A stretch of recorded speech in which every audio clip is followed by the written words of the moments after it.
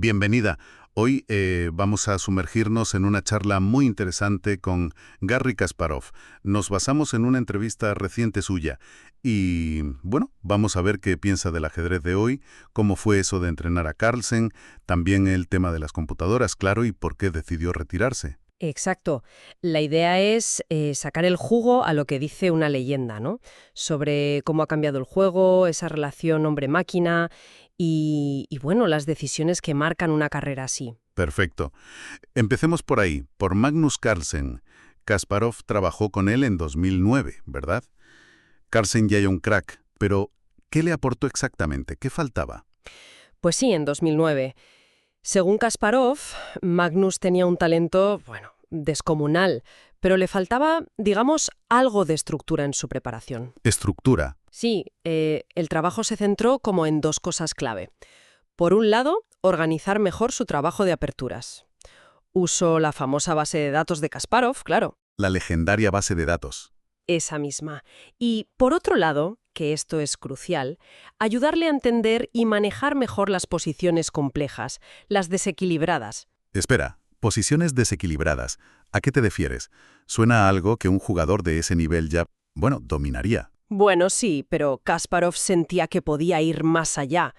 Se refiere a esas situaciones con material desigual o estructuras muy dinámicas, poco claras, donde la intuición, el cálculo profundo, eh, son esenciales. Parece que a Carlsen antes le incomodaban un poco más. Entiendo.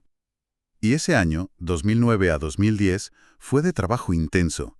Dice que analizaron mucho partidas contra rivales clave, menciona a Kramnik, por ejemplo, y coincidió con un salto importante en la carrera de Magnus, la verdad. Muy interesante.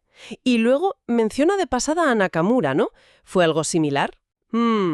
Parecido en la intención de sistematizar la preparación, sí, pero adaptado a Nakaraka.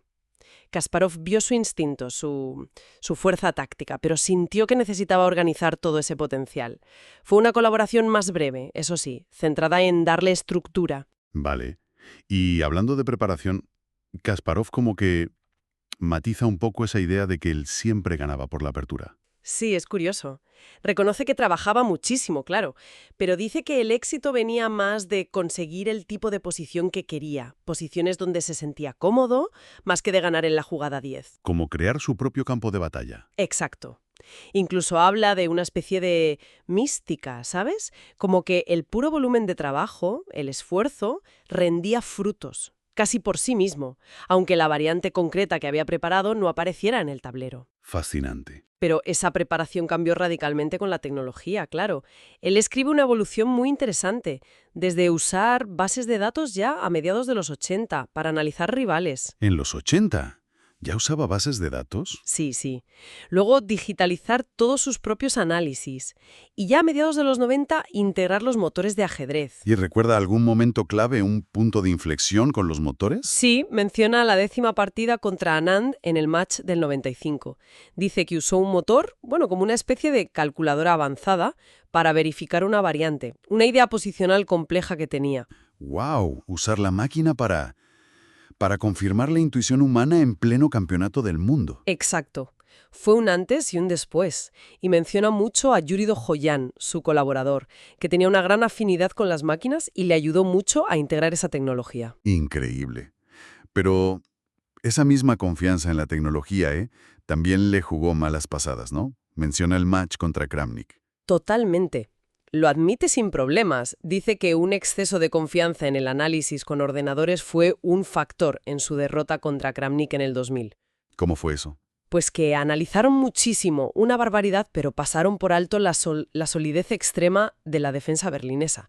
Se confió en que encontrarían algo, la máquina encontraría algo, y no fue así. Y la berlinesa se convirtió en el muro contra el que se estrelló en ese match. ¡Qué lección! Sobre los peligros de la sobredependencia, ¿no? Sin duda. Y eso le lleva a reflexionar sobre el ajedrez moderno. Describe los motores actuales como, bueno, hiperagresivos. Juegan de una forma que redefine conceptos. ¿Cómo que redefine conceptos? Por ejemplo, el sacrificio. Para una máquina, dice, un sacrificio no es realmente un sacrificio como lo entendemos los humanos. Es solo una transformación de ventajas. Material por iniciativa, por posición.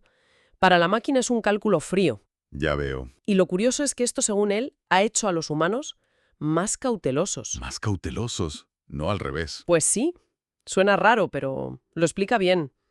Dice que la preparación hoy día con supercomputadoras es como tener un rifle de francotirador. ¿Un rifle de francotirador? Sí, una novedad teórica preparada con una máquina potente puede ser letal. Un error milimétrico en la apertura y estás perdido. Por eso dice muchos jugadores top ahora prefieren aperturas muy sólidas, muy conocidas, como la propia berlinesa o la italiana. Para evitar esas balas. Exacto. Para evitar esas balas de francotirador y llevar la partida a un terreno más estratégico, de comprensión, donde el factor humano pese más. Aunque, ojo, insiste, la intuición humana sigue siendo clave para guiar a las máquinas, para saber qué preguntarles. ¿Entendido? Muy claro. Bueno, y para terminar, su retiro en 2005. Por lo que cuenta, no fue una decisión de un día para otro. No.